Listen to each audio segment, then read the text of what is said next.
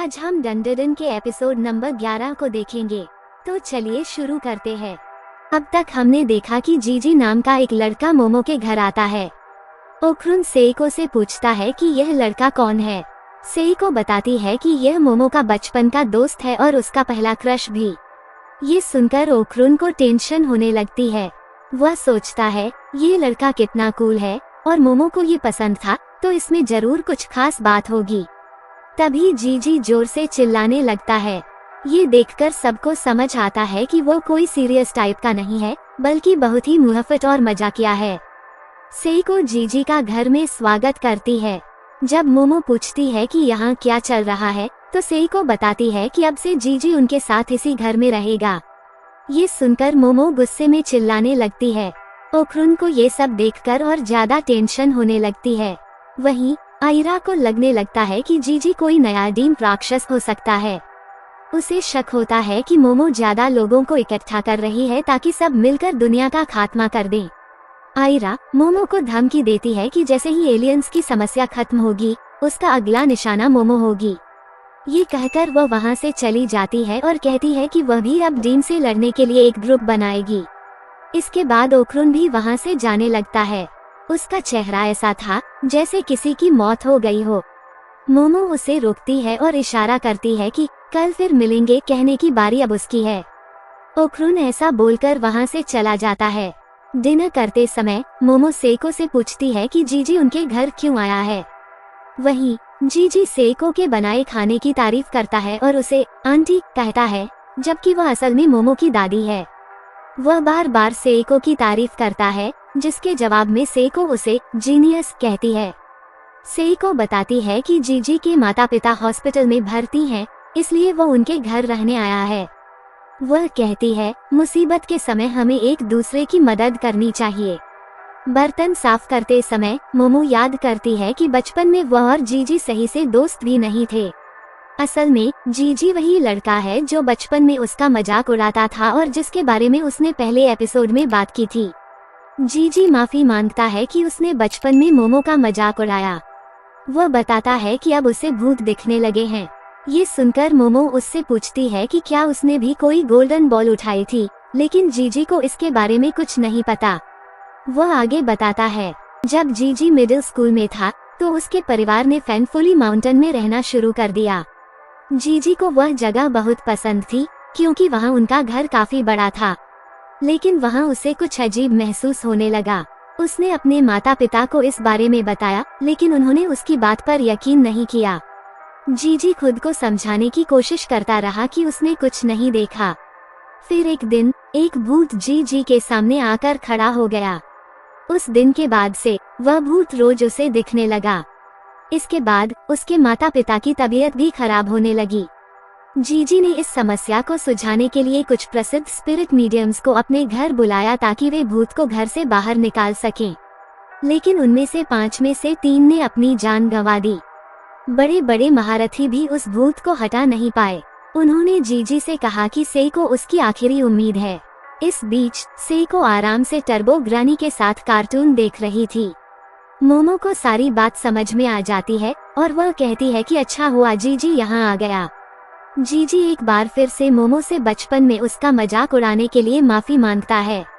मोमो उसे माफ कर देती है और कहती है, भूत की टेंशन मत लो, मेरी दादी उसे लात मारकर भगा देगी। ये सुनकर जीजी हैरान रह जाता है, ये जानकर कि सेइको उसकी आंटी नहीं बल्कि दादी है। सेइको कहती है, मैं कुछ नहीं करने वाली। मैंने पहले ही बताया था कि मेरी शक्तियाँ सिर्फ इसी शहर में काम करती हैं। ये काम मोमो को ही करना होगा। सेइको आगे बताती है कि अगर जीजी को अचानक भूत दिखने लगे हैं, तो इसका गोल्डन बॉल से जरूर कोई कनेक्शन है। वह मोमो से कहती है कि अगर वह ये काम करेगी तो उसे जितनी चाहे उतनी यूनिफॉर्म दिला दी जाएंगी। अगले दिन जीजी मोमो के स्कूल में दाखिला ले लेता है। टीचर क्लास को बताता है कि जीजी के माता पिता अस्पताल में हैं और वह दुखी है, इसलिए हमें उसकी मदद करनी चाहिए। लेकिन जीजी लड़कियों पर लाइन मारने और उनके नंबर लेने में व्यस्त था। अपनी मजाकिया हरकतों से जीजी सबका दिल जीत लेता है, यहाँ तक कि मोमो की दोनों सहेलियाँ भी उससे प्रभावित हो जाती हैं। जीजी पूरी क्लास को ये भी बताता है कि वो और मोमो साथ रहते हैं। ये सुनकर सबको लगता है कि वे रिलेशनशिप में हैं। मोमो गुस्से में आकर उसका गला दबा देती है। वहीं दूसरी ओर बेचारा ओक्रुन मायूस था। जीजी के आने से उसे बहुत जलन हो रही थी। वह सोच रहा था कि कहीं मोमो फिर से जीजी को पसंद न करने लगे। उसने सोचा, अगर वे दोनों डेट करने लगे तो मोमो मेरी तरफ देखेगी भी नहीं, मेरी बेकार भूतों वाली बातें सुनेगी भी नहीं और मुझे पूरी तरह भुला देगी। यही सब सोचते हुए लंच टाइम हो जाता है। ओक्रुन स्कूल के पीछे जाकर वर्कआउट करने लगता है। तभी मोमो वहां आ जाती है। उसे देखकर ओक्रुन झाड़ियों में कूद जाता है। मोमो कहती है कि वह वहां लंच करने आई है और ये देखने भी कि ओक्रुन कहीं फिर से आयरा के साथ फ्लर्ट न करने लगे। अब ओक्रुन दोनों हाथों से वर्कआउट कर रहा था। मोमो ओकुन से कहती है कि वो अपने हाथों से उसे लंच कराएगी। ये सुनकर ओकुन के मन में खुशी की लहर दौड़ जाती है, लेकिन तभी जीजी वहां आ जाता है और मोमो की पसंदीदा ड्रिंक लेकर आता है। इसे देखकर मोमो बहुत खुश हो जाती है और ये देखकर ओकुन फिर से जलने लगता है। वह सोचता है कि अगर मोमो जीजी के साथ खुश है तो उसे उनके रास्ते से हट जाना चाहिए। यही उसके और मोमो के लिए सही रहेगा। तभी साइंस लैब में रखा एक पुतला अचानक जिंदा हो जाता है और ओकुन की तरफ भागने लगता है। घबराया हुआ ओकुन भागकर मोमो की तरफ जाता है, लेकिन वह पुतला उसे साइड में करते हुए आगे भागता रहता है और चिल्लाता है, मुझे कोई रोक नहीं सकता। मोमो अपनी पावर से उसे रोकने की कोशिश करती है, लेकिन जीजी, जिसे कुछ समझ नहीं आ रहा था, छलांग लगाकर मोमो को नीचे गिरा देता है। जैसे ही वह पुतला उनके ऊपर से गुजरता है, मोमो को उसके नीचे एक गोल्डन बॉल नजर आती है। उसे लगता है कि ओकुन की दूसरी बॉल इसी पुतले के पास है। हालांकि जीजी मोमो को छोड़ने को तैयार नहीं था। मोमो अपनी पावर का इस्तेमाल करते हुए पुतले को पकड़ लेती है, लेकिन वो उन्हें घसीटते हुए भागने लगता है। ओकुन को इस बात की चिंता हो रही थी कि जीजी ने मोमो को पकड़ा हुआ है। वह पुतला स्कूल से बाहर भाग जाता है। ओकुन तुरंत टर्बो ग्रैनी के रूप में ट्रांसफॉर्म होकर पुतले का पीछा करता है। भागते हुए पुतले से चिपके मोमो और जीजी लगभग एक बस से टकराने वाले थे, लेकिन ओकुन उन्हें बचा लेता है। इसके बाद वह मोमो और जीजी को अपनी पीठ पर बैठाकर पुतले का पीछा करता है। जीजी चिल्लाता है, इस राक्षस ने हमें पकड़ लिया है। मोमो उसे समझाती है कि ओकुन हमारी तरफ है, ये वही चश्मे वाला लड़का है। मोमो फिर से उस पुतले को पकड़ने की कोशिश करती है और उसे अपनी तरफ खींचने लगती है, लेकिन वह पुतला हार मानने को तैयार नहीं था। वह अपने शरीर के कई टुकड़े कर लेता है, जिससे मोमो की पकड़ उससे छूट जाती है। टुकड़ों को जोड़कर वह पुतला फिर से भागने लगता है और ये लोग उसे खो देते हैं। इसके बाद ओकुन वापस अपने सामान्य रूप में आ जाता है। ये देखकर जीजी हैरान रह जाता है। ओकुन पूछता है, अब हम क्या करें? वो किस तरफ गया है, हमें ये भी नहीं पता। तभी मोमो बताती है कि उसके हाथ में कुछ है जिसे वह मार रही थी। जैसे ही वह उसे मारती है, उन्हें पुतले की चीखने की आवाज सुनाई देती है। आवाज का पीछा करते हुए ये लोग एक कबाड़खाने में पहुंचते हैं, जहां उन्हें वह पुतला मिल जाता है। ओकुन पूछता है कि मोमो को कैसे पता चला कि वो यहाँ होगा।